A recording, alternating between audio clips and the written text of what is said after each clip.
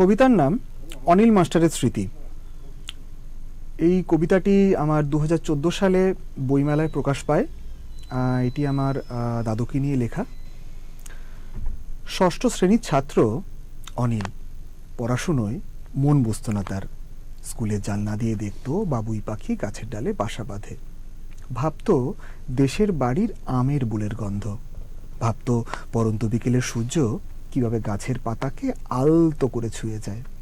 মাস্টারমশাই যখন ব্যাকরণ জিজ্ঞাসা করত ফ্যাল ফ্যাল করে চেয়ে থাকতো, সে পারতো না আর কিচ্ছু। একদিন সেই অনিলের কাছে খবর এলো তার বাবা খুব অসুস্থ। সেই ছোট্ট অনিল তার ছোট্ট ছোট্ট পায়ে পাড়ি দিল 3 ক্রোশ পথ। দিন ফুরলো, পথ ফুরলো, সাথে বাবার চিতার আগুনও ফুরলো। শুধু দূর থেকে বুকে করে কুড়িয়ে নিয়েছিল চিতার শেষ ছাইটুকু। এখন সেই অনিল শিক্ষক, শিউলি হাই স্কুলে বাংলার শিক্ষক, বাচ্চাদের ব্যাকরণ পড়ায়। সে যখন জিজ্ঞাসা করে ব্যাকরণ, তার মনের কোণায় জ্বলতে থাকে বাবার চিতার লেলিহান শিখা। নমস্কার।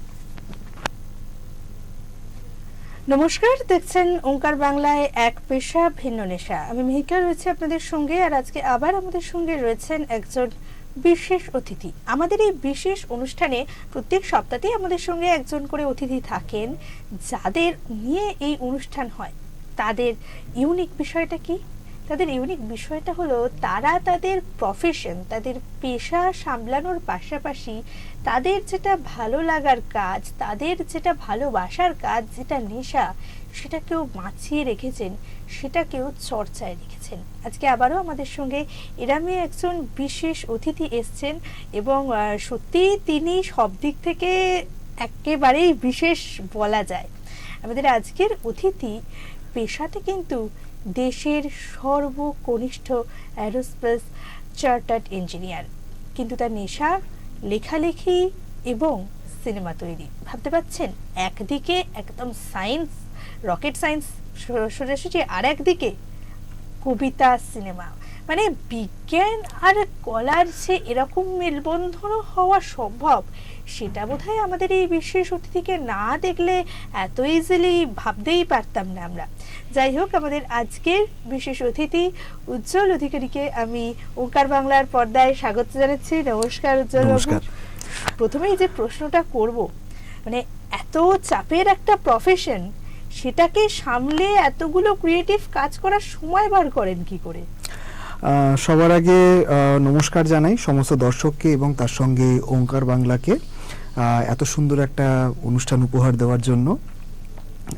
তার থেকে বড় কথা হলো যে সায়েন্স আর আর্টস আমার মনে হয়, এবং এর আগেও অনেক বড় বড় বিজ্ঞানী থেকে অনেক মনীষীরা বলে গেছেন, দুটোই একে অপরের সঙ্গে রিলেটেড।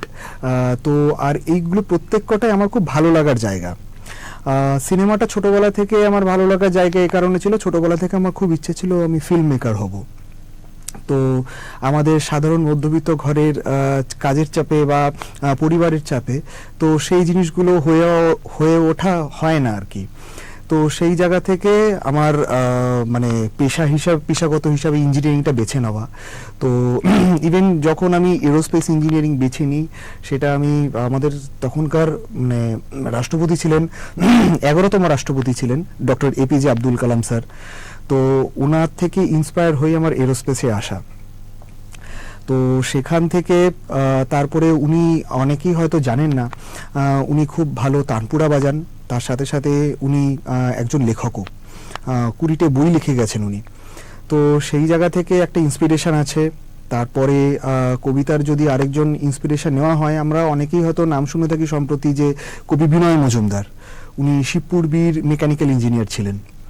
তো সেখান থেকে আমার ওই সায়েন্স রিলেটেড কবিতার উপরে একটু বেশি ঝোঁক আসে।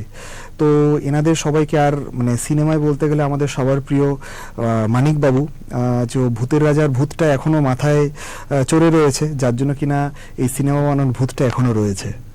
এই যে বাঙালি বিজ্ঞানীদের যে শিল্পকলার চর্চা, কবিতার চর্চা, লেখার চর্চা, এটা কিন্তু অনেক পুরনো বিষয়। মানে আমরা যেমন আচার্য জগদীশ চন্দ্র বসুর লেখা যদি পড়ি, মানে নামটা চাপা দিয়ে, মানে উনি যে একটা বিশাল মাপের একজন লেখক, খুব কম মানুষ সম্ভবত ওনার লেখা পড়ে আজকের দিনে, মানে লেখাটা এত উচ্চ মানের, নামটা চাপা দিলে ওই ভাষা, ওই শব্দচয়ন, সেটা যে একজন বিজ্ঞানীর হাত থেকে বেরিয়েছে, মানে এটা একটা বিশাল বিষয়। এই জায়গা থেকে একটা প্রশ্ন করতে খুব কৌতূহল জাগছে, সেটা হচ্ছে হঠাৎ করে এইভাবে ইঞ্জিনিয়ারিং এর দিকে চলে এলেন এবং পরবর্তীকালে সেখান থেকে পুরোপুরি বিজ্ঞানী। তো এই জায়গা থেকে লেখালেখির মধ্যেও নিশ্চয়ই একটু বিজ্ঞানের টাচ থাকেই। হ্যাঁ, অবশ্যই। এটা মানে বিজ্ঞানের টাচটা আমার শুরু হয়েছিল অনেক বছর আগে।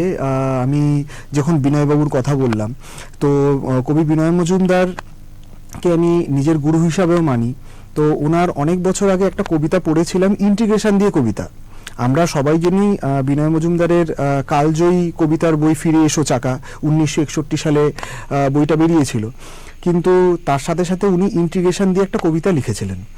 তো আমি তখন সেটা আমি বুঝে উঠতে পারিনি যে মানে এরকম ভাবেও লেখা যায়। তো 2018 সালে তখন আমি MP Birla institute of fundamental research সেন্টারে অ্যাস্ট্রোফিজিক্স নিয়ে তখন ডিসার্টেশন করছি। আমার ডিসার্টেশন টপিক ছিল বিগ ব্যাং থিওরি। তো বিগ ব্যাং থিওরি নিয়ে করতে করতে আমি হট করে ভাবলাম যে যদি এটাকে যদি কবিতার ফর্মেটে যদি আনা যায়, তো সেটাকে নিয়ে বেশ কিছু চেষ্টা শুরু করলাম। তো তারপর দেখলাম যে হ্যাঁ, একটা কবিতা এসেছে, আমি তাহলে তো বাকি অন্যান্য অ্যাস্ট্রোফিজিক্সের কবিতাও তাহলে আসতে পারে। সেই দিয়ে আমার কবিতা তো আমি 2010 সাল থেকে শুরু করেছি লেখা। তো 2018 সালে আমার আর কি এই বিজ্ঞান বা সায়েন্স রিলেটেড কবিতা, অ্যাস্ট্রোফিজিক্স রিলেটেড কবিতাগুলো আমি লেখা শুরু করলাম। তো যেটা আমার এবছর বইমেলায় প্রকাশ পায়, সেটা হলো পদার্থবিদ্যায় কবিতা। এখানে 60খানা অ্যাস্ট্রোফিজিক্সের থিওরি কবিতা এসেছে। তো আমি তার সঙ্গে যদি কবিতায় ছন্দে ছন্দে লোকেরা যদি মানে ফিজিক্সের মানে রসাস্বাদন করতে পারেন, তো সেই জায়গা থেকে আর কি। মানে অসাধারণ ব্যাপার, কবিতার ছন্দে অ্যাস্ট্রোফিজিক্স, মানে এটা বোধহয় যারা পড়ুয়া তাদেরকেও একটা আলাদা এনার্জি দেবে।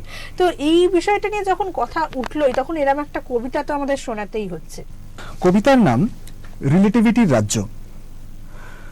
প্রকৃতি স্বর্ণালী রূপে ভার, কিছু দূরত্বে অন্য রকম, সময়টাও বিলীন হয় সেখানে, অদৃশ্য রহস্য একাকী বিপদে। পদার্থের গতি সম্পর্কিত থিওরি ইন্টিগ্রাল, অবশিষ্ট গতি নিজেও হলো মন্ত্র। মার্কসের বাস্তববাদে এই তত্ত্ব আঁকা, যে কোনো বিন্দু থেকে দেখা যায় যার সাথে বিষয়গুলো যখন গতি সাপেক্ষে প্রকৃতির মাঝখানে কিছু স্থির থাকে। ভ্রমণ কখনো দেখে না, কিন্তু ভেঙে চূর্ণ হয়, মিলিয়ে যায়। বিশ্বের আকাশে বাস্তবের প্রতি স্নেহ, এক দৃষ্টে চললে সময় ধীরে। এবার নিয়ে একটু অন্যরকম প্রশ্নে যাই।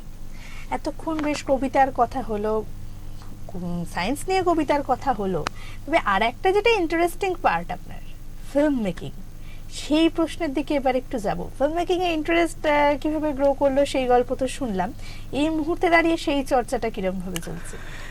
এই মুহূর্তে দাঁড়িয়ে রিসেন্ট আমার তৈরি ফিল্ম দেয়ালের ওপারে, এটি লঞ্চ করেছে মানে আমার 2025 সালে 31শে অগস্ট, আর 2025-এর 30শে সেপ্টেম্বর এটা রিলায়েন্স এন্টারটেনমেন্টের প্ল্যাটফর্মে এটা লঞ্চ করে। আর ইতিমধ্যে এই ফিল্মটিতে আমরা খুব সাড়া পাই।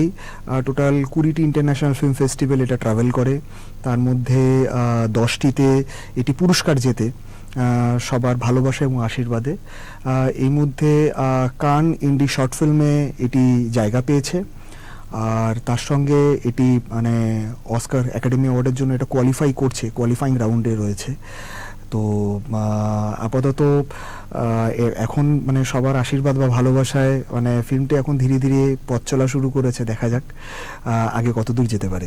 আমরাও মানে বেশ আশায় থাকবো এবং অধীর আগ্রহে অপেক্ষা করব, যদি বাঙালি ফিল্ম মেকারের হাত দিয়ে আরো একটা অস্কার আসে তো মানে সেটার থেকে আনন্দের কিছু হয় না।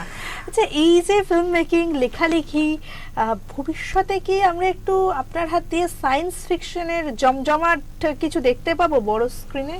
হ্যাঁ, মানে যেহেতু মানে মানিকবাবুর ভক্ত ছোটবেলা থেকেই, তো আমি আমি সায়েন্স ফিকশন, আমি গল্প আমি লিখি, স্টোরি আমি লিখি। তো সেটা হলো প্রফেসর উজান সিরিজ। যেহেতু আমি নিজেও একজন অ্যাস্ট্রোফিজিক্সের ছাত্র ছিলাম, তো প্রফেসর উজান একজন অ্যাস্ট্রোফিজিসিস্ট, যিনি গোটা দেশ দুনিয়ার বিভিন্ন রকম অ্যাস্ট্রোনমিক্যাল মিস্ট্রি উনি সলভ করে থাকেন। তো এই নিয়ে আমার 3টে গল্প অলরেডি প্রকাশ পেয়েছে বইমেলাতে। প্রথম গল্প শুরু হয় কাবিলুর অভিযান, যেটা কিনা কাবেলুরের অবজারভেটরি, ভিনুবাপু অপটিক্যাল অবজারভেটরি থেকে আমার রিসার্চ ওয়ার্ক শুরু, ডেটা কালেকশন। তো সেখান থেকে আর কি যেরকম এটা ইন্সপায়ার্ড বাই প্রফেসর শঙ্কু, যে বোমযাত্রীর ডায়েরি থেকে প্রফেসর শঙ্কু স্টার্ট, তো কাবেলুর অভিযান থেকে প্রফেসর উজানে স্টার্ট। তো তারপর কৈলাস রহস্য, আমাদের কৈলাসের ইলেকট্রোম্যাগনেটিক ফিল্ড, বা আমরা অনেক সময় বলে থাকি যে শিবকে আমরা যেরকম দেবাদিদেব মহাদেবকে আমরা শিব শক্তি যেটা বলে থাকি, অনেক সময় অনেক আলোচনা সভায় বলা হয়েছে যে Shiv itself is a dark energy. মানে আমাদের অ্যাস্ট্রোফিজিক্সের ভাষায় এটা একটা $1 বিলিয়ন একটা রিসার্চ চলছে, ডার্ক এনার্জি, একটা আনসলভ মিস্ট্রি, যে আমাদের গোটা ইউনিভার্সটা কি করে ক্রিয়েট, আমাদের গোটা বিশ্ব ব্রহ্মাণ্ড কি করে তৈরি হয়েছে from the singularity, one single dot to মানে আমাদেরকার এখনকার ইউনিভার্স 13.799 বিলিয়ন ইয়ার্স আগে।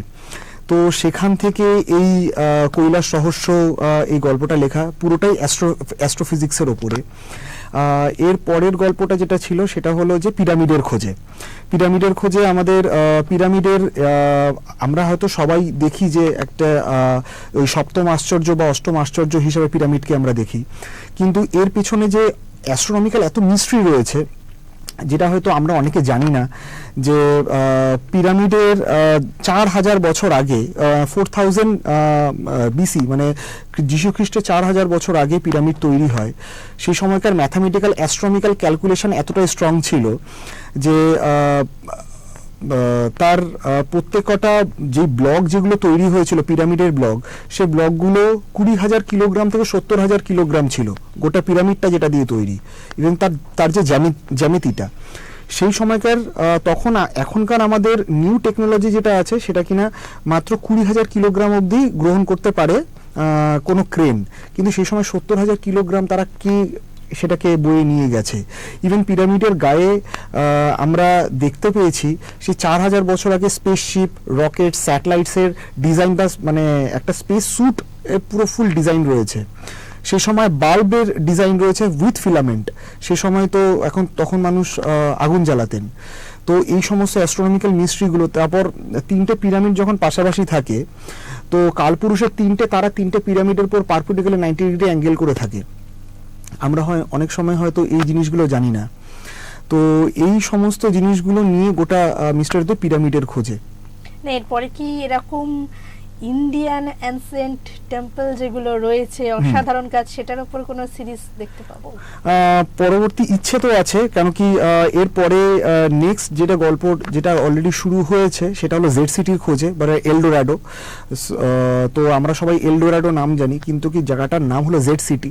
তো আপাতত সেটা নিয়ে গল্প তো মানে লেখা মানে চলছে, কিন্তু ইচ্ছে আছে যে যেহেতু এই মানে দেওয়ালের ওপার এটা করার পরে একটা বেশ ভালো সাড়া পেয়েছি, পরবর্তীকালে ইচ্ছে আছে যে প্রফেসর উজানটাকে যদি স্ক্রিনে আনা যায়, তো সেটা আশা করি হয়তো মানে একটু মানে ভালো লাগবে, একটা সাহস করে দেখা যেতে পারে। না অবশ্যই, এবং আশা করি এই ধরনের সিরিজ কিন্তু সবসময় দর্শকরা পছন্দ করেন, এবং নো ডাউট একদম কিশোর এবং শিশু যারা দর্শক তাদেরও নিশ্চয়ই একটা আলাদা ইন্টারেস্টের জায়গা তৈরি হবেই। হ্যাঁ, ডেফিনেটলি। আর যেহেতু মানে প্রফেসর উজান সিরিজ, এটা মানে গল্পটা এমনভাবেই লেখা হয়েছে যেন 8 থেকে 80 সবাই দেখতে পারেন।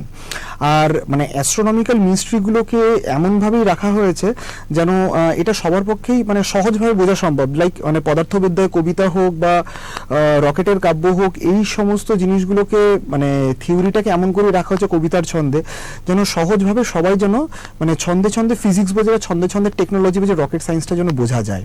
তো সেই হিসেবে প্রফেসর উজান সিরিজটারও গল্পটা খুব সহজভাবে লেখা হয়েছে, যেন সবাই যেন পড়ে সহজভাবে বুঝতে পারেন। সিনেমায় দেখলে আশা করি সেটা সহজভাবে সবার কাছেই মানে সহজ হবে। আচ্ছা, এই যে সিনেমার কথা বলতে বলতে আবার আমরা লেখালেখির দিকে একটু চলে গেলাম। হুম তো সেই জায়গা থেকে আর একটা প্রশ্ন কিন্তু না করলে নয়। হুম লেখালেখি বিভিন্ন ধরনের, আপনার কবিতার কথা আমরা শুনলাম, দুটো অসাধারণ কবিতা শুনলামও। তো এখনো অবধি প্রকাশিত বই কি কি? এখনো অবধি প্রকাশিত বই, এর আগে মানে 2021 সালে আমার প্রথম বই যেটা প্রকাশ পায় সেটা হলো প্রথম আলাপ। তো যেহেতু আমার প্রথম বই, তো প্রথম বই দর্শকের সঙ্গে আমার ইন্টারাকশন বা পাঠকের সাথে আমার ইন্টারাকশন, সেই জন্য প্রথম আলাপ। তো তারপর পদার্থবিদ্যায় কবিতা, দুঃখবিলাসী, তারপর কবিতার মরশুম, আর সবশেষে এই রকেটের কাব্য। বেশ। ফিউচারে মানে পরের বছর নতুন কিছু বই পাচ্ছি আমরা? পরের বছর ইচ্ছে আছে, প্রফেসর উজান সিরিজেরই এখন লেখালেখি চলছে, যে 10খানা গল্প, মানে একটা 10খানা প্রফেসর উজান সিরিজের গল্প একসাথে প্রকাশ করার একটা ইচ্ছে রয়েছে। তো সেই হিসাবে এজ এ উজান সিরিজ হিসাবে, তো সেই নিয়ে আপাতত কাজ চলছে। এখনো 3টে গল্প লেখা হয়েছে, 4র্থ নম্বর গল্প জেড সিটির খোঁজে লেখালেখি চলছে। তো এরপরে মানে এই বইটা পাবলিশ হলে ইচ্ছে আছে যে এটার এবার স্ক্রিপ্ট রাইটিং এ যাওয়ার। বেশ বেশ, কারণ আর এই প্রফেসর উজান সিরিজ নিয়ে কিন্তু আমরাও বেশ উৎসাহ নিয়ে অপেক্ষা করছি। কারণ সত্যি কথা বলতে প্রফেসর শঙ্কুর পর যখন এইরকম বাংলায় একটা সায়েন্স ফিকশন গল্প আসবে শুনছি, এবং সেটা দিয়ে সিনেমা হবে শুনছি, সেটা কিন্তু সত্যি ভীষণ ইন্টারেস্টিং ব্যাপার। এবং যেটা এক্ষুনি উজ্জ্বলবাবু বললেন যে 8 থেকে 80 সবাই হয়তো ভীষণভাবে এনজয় করবেন। আর অবশ্যই আমরা তো এই আশাতেও থাকলাম যে বাঙালির হাত দিয়ে আরো একটা অস্কার আসতে পারে। অধীর আগ্রহে আমরা সেটার জন্য অপেক্ষা করব।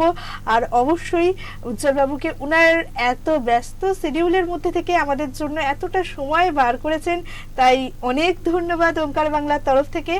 আর আপনাদের জন্য দেখলেন, এই যে আমাদের পেশা, আমাদের কাজের চাপ, সেগুলোকে যদি আমরা সামলে উঠে আমাদের ভালো লাগার, ভালোবাসার বিষয়গুলোকে বাঁচিয়ে রাখতে পারি, তাহলে যে শুধুমাত্র আমরা ভালো থাকি সেটা নয়, সেটা কিন্তু আমাদের একটা আলাদা পরিচয়ও তৈরি করে দেয়। এই যে একজন বাঙালি বিজ্ঞানী, তার হাত দিয়ে বাংলায় আরো একটা অস্কার আসার চান্স, বুঝতে পারছেন পরিচয়টা?